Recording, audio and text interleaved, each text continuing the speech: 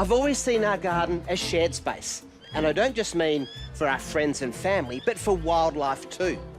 Over the years, there's all sorts of things we've done to increase its habitat value, and the front garden is a good example. This damp land, which collects rainwater from the roof, attracts frogs.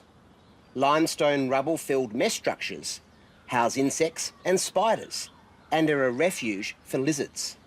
Logs and boulders are used by basking skinks, and there's even a nesting box for pardalotes. Native plants, well, they underpin everything. If you want to support wildlife, it's typically native plants that provide the food source. There's a range of plants providing different types of food across the year. At the moment, these grevillea gilt dragon are providing for nectar-feeding birds. The coastal sword sedge is producing seed as a food source, and the eucalypts support a host of insects which in turn are eaten by insectivorous birds. Simply put, the key is diversity of species and in structure, so that plantings form an understory, a midstory and a canopy, providing food at different levels as well as shelter, perching sites and shade. The plantings spill out onto the verge to make the most of the space, but they are in need of some maintenance. For example, these kangaroo paws have finished flowering and need a hard cutback. And this one-sided bottle brush, well, it's decided to turn up its toes, so I'll cut it right back. But that means more space for more plants. Eye protection and gloves are a good idea, as the little hairs on kangaroo paw flowers can be irritating. The hedge trimmer makes quick work of the job, and with the leaf litter cleared out of the way, the new leaf shoots will appear in no time. The ailing one-sided bottle brush gets chopped out, whereas the one right next door is doing fine, so just needs a bit of a tidy up. I've got a range of different native plants here that have all been carefully chosen for the food they'll provide for native fauna. There's different flowering plants that will all produce nectar for birds, and others that will put on berries that are good for birds and lizards. Now, importantly, they're all locally occurring species, which means they're perfect for local wildlife.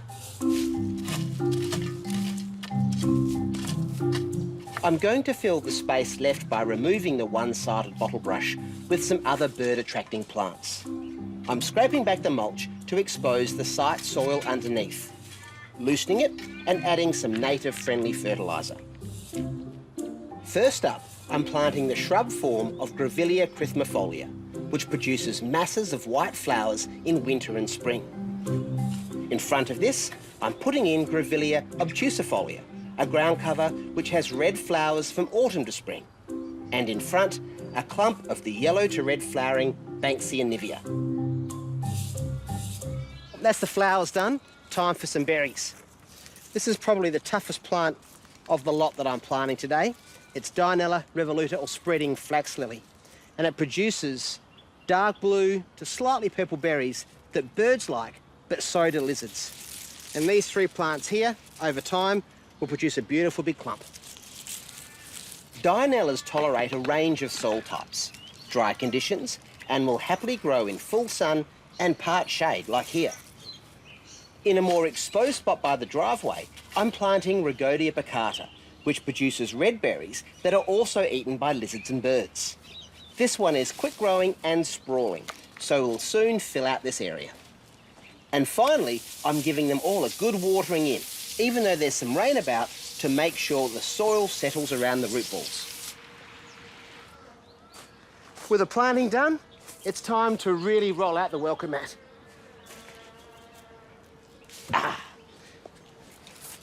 This is a salvaged native hardwood log, and these holes were made by borers when the tree was still alive. Now, the borers are long gone, but the holes they leave behind are used by native bees for nesting sites. Of course, you can add your own holes with a drill if you haven't got one with borer damage. With the log sitting just over 1/3 deep in the hole, I'm setting it in place with some broken paving pieces, then backfilling it with sand, compacting it with my spade handle, and flooding it with water to really settle it in. After a washdown and a resurfacing of gravel, the final piece, a large dish for a bird bath. As you've seen, it really doesn't take much to create wildlife habitat in your garden. The right plants, some nesting structures, and some water is really all it takes. And let's face it, for us gardeners, there's really no better compliment than creating a space that others want to share.